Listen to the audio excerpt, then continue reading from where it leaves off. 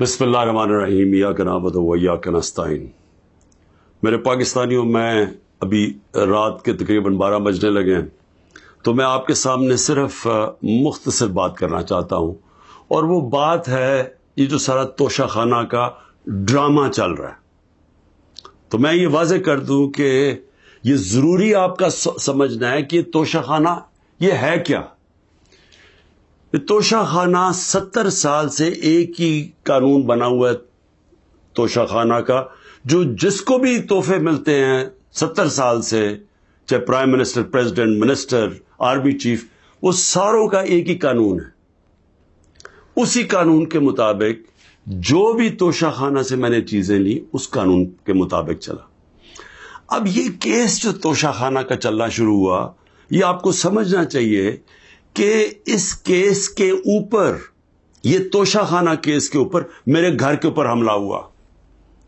4 دن پہلے پولیس پہنچ گئی کہ جی آپ نے وہ توشہ خانہ کا ایک میجسٹریٹ کے سامنے کیس سننے جانا ہے۔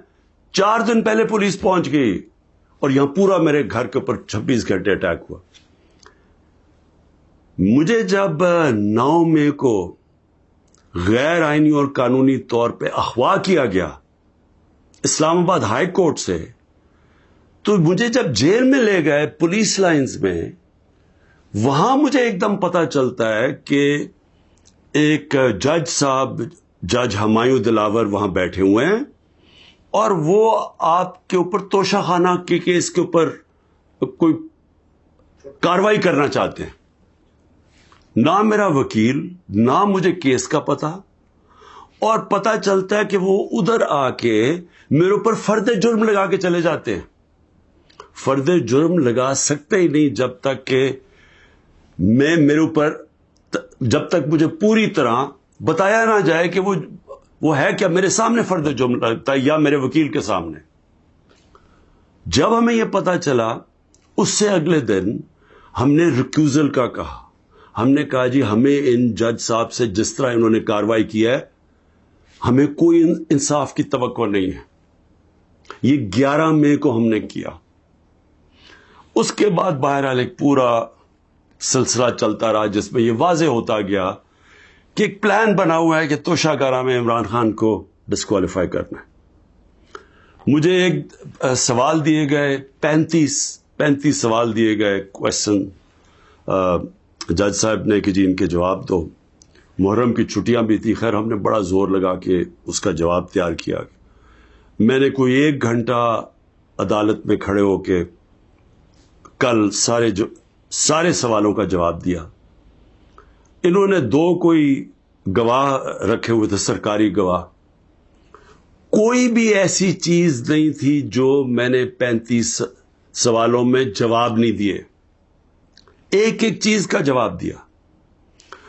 اور ایک جگہ جو یہ بات کدھر پھنس رہی تھی جی، کہ آپ نے جی یہاں توشہ خانہ نہیں لکھا، یعنی ہم نے سارے پیسے سب ڈکلیئرڈ تھے، جتنے توشہ خانہ کے پیسے تھے بینک میں ڈکلیئرڈ تھے، وہ سارے میرے الیکشن کمیشن کے سامنے ڈکلیئرڈ تھے، وہ میں جو ایف بی آر تھی اس کے سامنے ڈکلیئرڈ تھی، ویلتھ ٹیکس میں ڈکلیئرڈ تھا، سب کچھ ڈکلیئرڈ ہے۔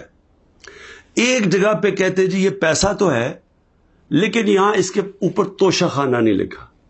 اب یہ میرے اکاؤنٹنٹ نے بھرا ہوا تھا، 40 سال سے میری وہی اکاؤنٹنگ کی فرم ہے۔ تو میں نے اپنے گواہ میں لکھا کہ یہ اکاؤنٹنٹ کا کام ہے آ کے آپ کو ایکسپلین کرے، پیسے تو ہیں کہ جی اس نے توشہ خانہ پیسے کے آگے لکھا یا نہیں لکھا۔ حالانکہ وہ اکاؤنٹنٹ کلیئر ہے کہ قانونی طور پہ اس نے ٹھیک کیا، اب وہ اکاؤنٹنٹ نے آنا تھا۔ آج پتہ چلتا ہے جج صاحب کہتے ہیں جی 1 گھنٹے میں گواہ کو پروڈیوس کرو۔ گواہ راستے میں ہوتا ہے، کہتے اب ہم نے کینسل کر دیا، اب کوئی گواہ آپ سامنے نہیں لا سکتے۔ میں یہ سوال پوچھتا، یہ کوئی ملٹری ٹرائل ہو رہا ہے، میرا رائٹ، میرا حق ہے فیئر ٹرائل کے لیے، یعنی ایک دم گواہ کینسل کر دیے۔ میں نے کوئی 5-6 گواہ لے کے آنے تھے تاکہ وہ ایکسپلین کرے، جو 35 کوشچنز انہوں نے بھیجے ان کے جواب میں مجھے موقع تو ملے کہ اگر کوئی پوچھے، میرے وکیل ان کو سمجھانے کے لیے گواہ تو اس لیے ہوتے ہیں، گواہی سارے کینسل کر دیے، اور آج اب ایسے لگ رہا ہے کہ کل فرد جرم قائم کر دیں گے. یعنی مجھے سمجھ نہیں آ رہی کہ یہ جلدی اتنی کیا ہے. کیا کل 2 دن، آج گواہ آ جائے، کل گواہ آ جائے، اس کے بعد پھر آپ نے جج صاحب فیصلہ کرنا ہے وہ آپ نے کرنا ہے. لیکن مجھے تو موقع ملے کہ ہر دنیا میں موقع ملتا ہے انسان کو فیئر ٹرائل کا، وہ مجھے موقع دینا چاہیے. اور ابھی اس سپریم کورٹ میں یہ بھی کہہ دوں کہ ہم نے ریکیوزل کا بھی ان جج صاحب کا کہا ہوا ہے کہ ہمیں ان کے اوپر اعتماد نہیں ہے. وہ پڑا ہوا ہے اسلام آباد ہائی کورٹ میں. وہ اسلام آباد ہائی کورٹ بدقسمتی سے فیصلہ نہیں کر رہے چیف جسٹس صاحب. میں یہ بھی کہہ دوں کہ صرف اتنی زیادہ پتہ نہیں میں کتنے کیسز میں ہوں، صرف 2 ججز کے اوپر میں نے ریکیوزل کا کہا ہوا ہے. ایک اسلام آباد ہائی کورٹ کے چیف جسٹس اور دوسرے یہ جسٹس دلاور. یہ میرا رائٹ ہے کہ اگر میں سمجھ رہا ہوں مجھے انصاف نہیں مل رہا تو میرا یہ حق ہے کہ میں ان کو ریکیوز کرواؤں، ان کو کہوں کہ کسی اور کو بھیج دے. اب وہاں بھی فیصلہ نہیں ہو رہا اسلام آباد ہائی کورٹ میں. ہم سپریم کورٹ میں گئے ہیں، سپریم کورٹ کہہ رہے ہیں کہ اسلام آباد ہائی کورٹ فیصلہ کرو، اور سپریم کورٹ نے کہا کہ تب تک انہوں نے جسٹس دلاور نے فیصلہ نہیں کرنا جب تک کہ یہ اس کے اوپر فیصلہ نہیں ہوتا ٹرانسفر پہ. لیکن مجھے لگ رہا ہے کہ کل انہوں نے فیصلہ کر دینا ہے، اس لیے میں رات کو لیٹ آپ کے سامنے آ رہا ہوں. میں آخر میں ایک اور بات کہتا چلوں کہ فیس بک پہ 2014 میں جسٹس دلاور نے اپنی فیس بک پہ میرے اوپر ایسے ریمارکس دیے ہوئے ہیں جس سے لگتا ہے کہ وہ مجھے انصاف نہیں دے سکتے. یعنی ان کی ایک پرسنل ڈسلائک اس میں سامنے آ رہی ہے. ہم نے یہ چیف جسٹس صاحب اسلام آباد والوں کو کہا کہ دیکھیں یہ پریجوڈسڈ ہے. انہوں نے جا کے ایف آئی اے کو کہا کہ بتاؤ کہ جناب یہ ٹھیک ہے یا نہیں، یہ جو فیس بک پہ ان کی پوسٹ تھی. ایف آئی اے نے وہ چیک کر کے کیونکہ وہ ڈیلیٹ کر چکے تھے پوسٹ، انہوں نے واپس کہا دی وہاں تو پوسٹ ہی نہیں ہے. دیکھیں بڑا آسان کام ہے. اگر آپ اس ملک پہ انصاف چاہتے ہیں، میں چیف جسٹس صاحب اسلام آباد آپ کو بھی کہتا ہوں اور ایف آئی اے آپ کو بھی کہتا ہوں، ایک فیس بک کو ایک صرف لیٹر جانا چاہیے آپ سے، ایک ای میل کریں کہ یہ کیس ہو رہا ہے. 90 دن تک ان کے پاس ریکارڈ ہوتا ہے. اگر آپ ڈیلیٹ بھی کر دیں کوئی پوسٹ تو 90 دن تک فیس بک کے پاس اس کا ریکارڈ ہے. صرف ایک ای میل کی ضرورت ہے، پتہ چلوا لیں کہ کیا انہوں نے جو واقعی انہوں نے پوسٹ کی تھی یا انہوں نے نہیں کی تھی.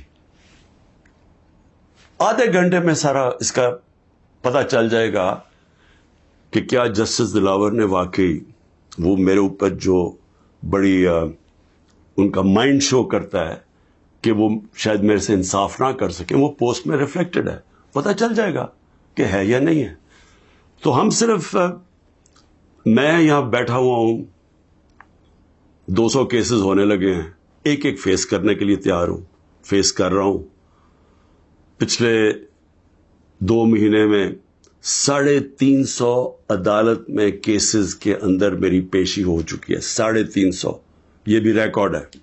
میں آگے بھی تیار بیٹھا ہوں، لیکن صرف یہ چاہتا ہوں کہ انصاف ملے. اور انصاف ملنا کوئی مشکل کام نہیں ہے. اگر صرف مجھے یہ موقع دیا جائے کہ اگر میں یہ سمجھتا ہوں کہ کوئی جج میرے سے انصاف نہیں کر رہا تو یہ میرا حق ہے کہنا کہ جی ٹرانسفر کر دیں کیس کسی اور جج کو. تو میں ابھی بھی امید رکھتا ہوں کہ کل فیصلہ کرنے سے پہلے اسلام آباد ہائی کورٹ اور سپریم کورٹ میری بات سنیں گے تاکہ مجھے فیئر ٹرائل مل سکے. شکریہ.